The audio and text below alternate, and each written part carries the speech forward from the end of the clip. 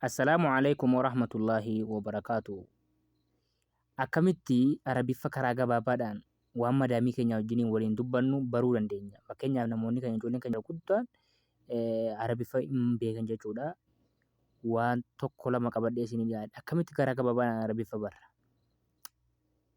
Sheer walii godhaa ijoollee re'ee dhuftu sheer gochuudhaan wal jajjabeessaa isiniin jedha. Tokkoffaa irratti fakkeenyaaf amma ayna Muhammadun Muhammad eessa jira yoo isiniin jette madaamiin keessan Muhammad huwa fil gurfa hin jedhamu. Muhammadiin dhiiftaniiti huwa jettanii huwa fi gurfaa jettanii inni gola keessa jira. Huwaan isa bakka bu'a. Hiyaan immoo isii bakka bu'a. Ilaala asirratti fahamaa. Ayna Muhammadun Muhammad eessa jira? Lammaffaa irratti Muhammadiin fayyadamtan isin maal fayyadamtan huwa fil gurfa.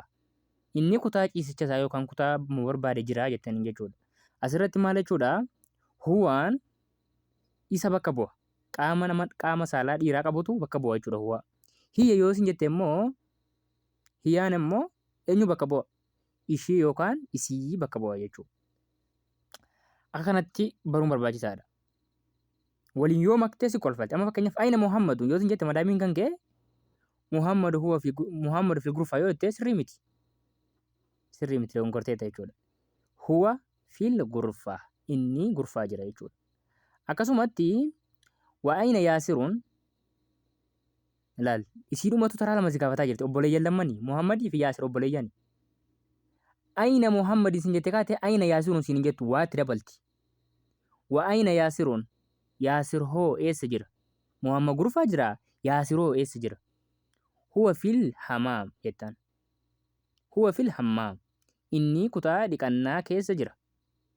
Maal hojjetaa jira? Qaama dhiqataa jira jechuudha. Waa ayna aaminatun. Aaminaan hoo eessa jirti? Hiyyaa fidalaa asirratti. Hiyya fil maxbaq. Isiin kushiinaa keessa jirti. Akkasiin isiniin jedhaa. Sheer laayik walii godhaa. Wal jajjabeessaa. Waan isiniin galle koomentii gaafadhaa. Ammoo viidiyoon tiiktookii yaada nama filachiisu viidiyoon asirratti dhaabbata jechuudha. Viidiyoo dheeraan garuu yuutuubii jala ni jira.